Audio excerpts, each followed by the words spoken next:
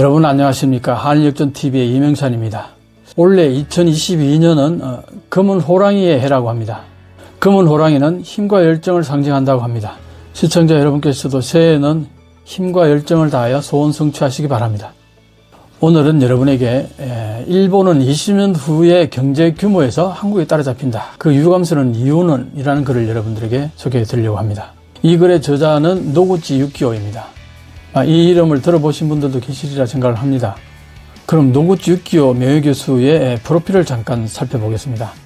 1963년 도쿄대학 공학부를 졸업했고 64년 대장성에 입성했다가 얼마 안 있어 바로 미국에 유학을 가게 되고 1972년에 예일대학 PhD 경제학 박사학위를 취득했습니다. 히도츠바시 대학 교수, 도쿄대학 교수, 스탠포드 대학 개건 교수, 와시다 대학 대학원 파이낸스 연구학 교수 등을 거쳐 지금은 히도츠바시 대학 명예교수로 있습니다. 오늘 소개시켜드리는 이 노구치 교수의 글의 내용은 한일 간에 있어서 경제적인 지표를 보게 되면은 많은 부분에서 역전이 일어나고 있다는 것을 확실히 느낄 수 있으실 겁니다. 제가 이 한일 역전이라는 책을 작년 1월 13일 날 출판했는데 이 책을 출판할 때만 해도 이렇게 빠른 속도로 한일 역전이 진행되리라고는 생각을 못했습니다.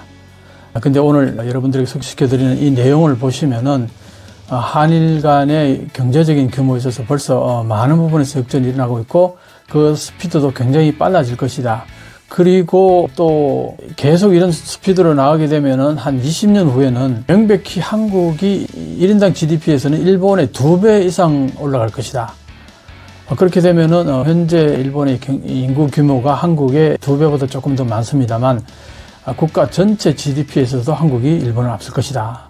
상당히 놀라운 예견인데 이 노구치 교수가 과감하게 일본인들에게 경종을 울린다고 저는 봅니다. 최근 3, 4년 정도의 이 한일 관계는 최악이라고들 이제 얘기를 하는데 노구치 교수가 지금 83, 2 이렇게 됩니다. 이 연령대의 일본인들은 대체로 혐한이라고 보면 됩니다. 그래서 제가 노구치 교수의 이런 글들을 보면서 상당히 감동을 받고 놀라는 이유가 아주 객관적이면서 한일 관계를 아주 냉철하게 바라보고 있다는 점입니다. 현재 일본의 힘이 쇠퇴되어 가고 있음을 일본 국민들이 제발 좀 깨달았으면 좋겠다. 그런 우후충정에서 한국을 예로 들면서 많이 비교를 하는 것 같습니다. 그 부분에서는 특히 일본의 장노년층들은 한국에게만은 질 수 없다는 그런 인식들이 굉장히 강하기 때문에 그 부분에서 어떤 의미에서는 일본 국민들에게 자각하게 하는 가장 자극적인 소재가 아닐까. 그래서 한일 관계 비교를 많이 하는 것 같습니다. 자, 그럼 시작하기 전에 좋아요와 구독을 눌러주시는 것은 여러분들이 제게 보여주시는 품격의 표현이라고 생각을 합니다. 자, 시작해 볼까요? 한국의 임금은 일본보다 높아졌다. 다양한 지표에서 한국은 이미 일본을 추월하고 있다. 30년 전 일본은 세계 정상에 있었다.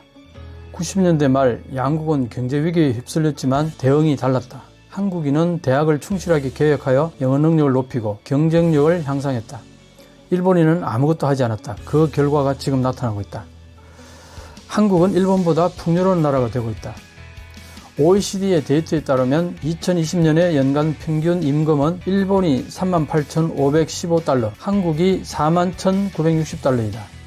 한국은 일본보다 풍요로운 나라가 되고 있다.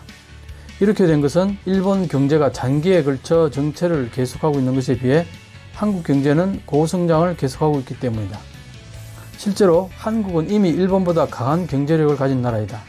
다양한 세계 랭킹에서 한국은 일본보다 상위에 있다. 2020년에 1인당 명목 GDP를 2000년과 비교하면 한국은 285.2% 증가이고 즉 3.85배가 되었다.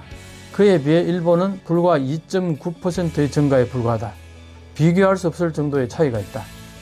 스위스의 국제경영개발연구소가 작성하는 세계 경쟁력 연감 2021에 의하면 2021년의 순위는 한국이 23위이고 일본은 31위이다. 디지털 기술에서는 한국이 8위, 일본이 27위이다. 유엔이 발표한 전자정부 순위에서 2020년에 한국은 세계 2위이고 일본은 14위이다. 시가총액에서 세계 탑 100위까지 들어가는 기업을 보면 한국의 삼성이 14위, 이에 비해 일본에서 탑인 도요타 자동차는 36위이다. 시가총액은 2021년 6월 말 현재 삼성이 4,799억 달러로 도요타의 2,444억 달러의 배에 가깝다. 한국은 이미 2019년부터 5G 상업화했다. 일본은 언제가 될지 짐작할 수 없다. 나는 작년 가을에 5G 대형 스마트폰을 샀지만 아직도 5G의 서비스를 이용할 수 없다. 이처럼 다양한 지표가 한국의 경제력이 일본을 웃돌고 있다는 것을 나타내고 있다. 20년 후에 일어날 일을 상상해보자. 풍부함을 나타내는 객관적인 지표로 간주하고 있는 것은 1인당 GDP이다. 이것으로 보면 어떤가? 달러 환산에서의 값을 보면 2020년에 일본이 4만 146달러, 한국이 3만 1496달러로 아직은 일본이 높다. 그러나 문제는 성장률이다. 2000년부터 2020년 사이에 일본의 값은 1.02배 밖에 되지 않았지만 한국의 값은 2.56배가 되었다. 일본이 정체되고 있는 한편 한국이 급속히 성장하고 있다. 그 결과 2000년에는 31.3%에 불과했던 한국의 1인당 GDP가 2020년에는 78%이다. 지금까지의 경향이 장래에도 계속된다면 몇 년 후에 한국이 일본을 추월하는 것은 거의 확실하다. 그리고 그 후 한층 더 격차가 벌어져 갈 것이다. 20년 후에는 일본이 4만 1143달러에 대해 한국이 8만 894달러가 되어 거의 배가 될 것이다. 따라서 인구가 반인 한국의 GDP는 일본과 거의 같아진다. 30년 전 일본은 세계 정상이었다. 세계 시가총액 순위를 보면 1980년대 말에는 은행 등의 일본 기업이 상위를 독점하고 있었다. 미국 기업보다 상위에 있었고 일본은 세계 제일이었다. 한국 기업 등은 모습을 찾아볼 수도 없었다. 그러나 이것은 버블로 인한 것이었다. 그것이 붕괴한 뒤 아무것도 남지 않았다.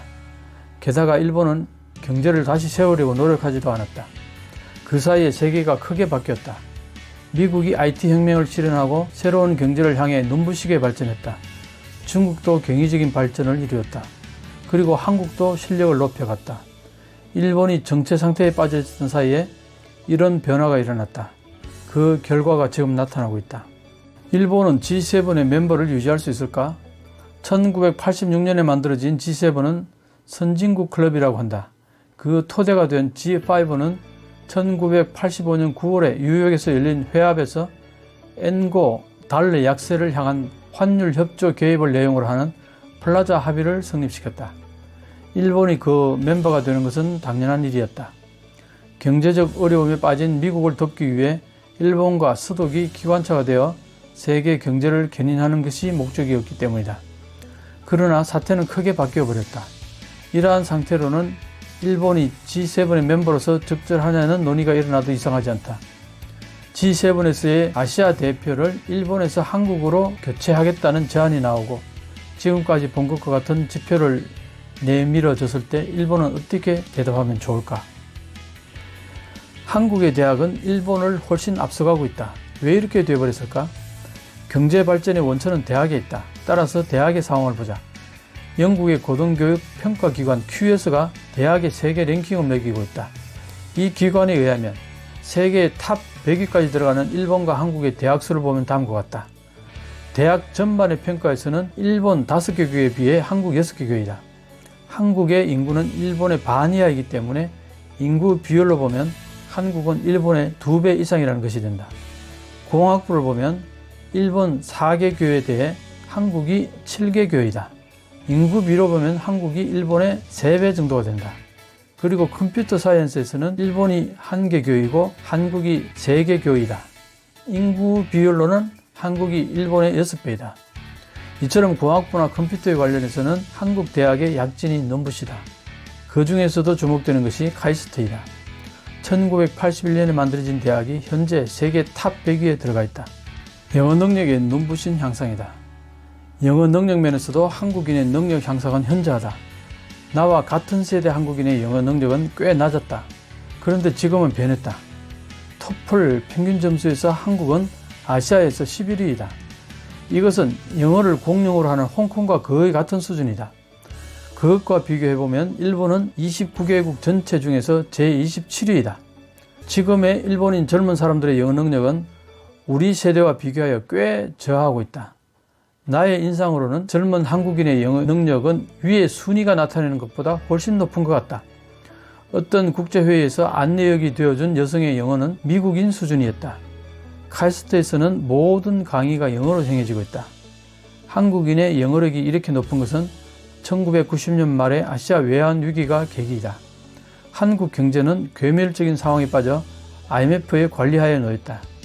그것에 대응해서 국제화를 진행해야 한다는 생각이 퍼졌다.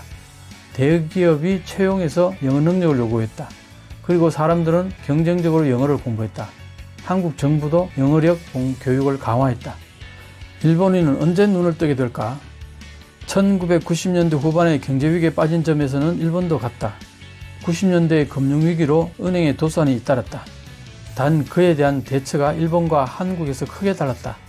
한국은 인적 능력 향상의 필요성에 눈뜨고 대학을 개혁하여 영어 실력을 높였다. 그에 비해 일본은 아무것도 하지 않았다. 그 결과가 지금 나타나고 있다. 일본인은 그것을 반성하고 현재 상황을 어떻게든 바꾸려고 지금 노력하고 있을까? 여기서 언급한 문제는 지난번에 총선에서 쟁점이 되었는가? 그 후에 경제정책에 반영되고 있는가? 일본은 지금 믿을 수 없을 정도의 상태로 침체해버렸다. 그러나 그렇다고 해서 어딘가에서 구제 신이 나타날 리는 없다. 이런 상황을 바꾸고 싶다면 일본인 자신이 할 수밖에 없다.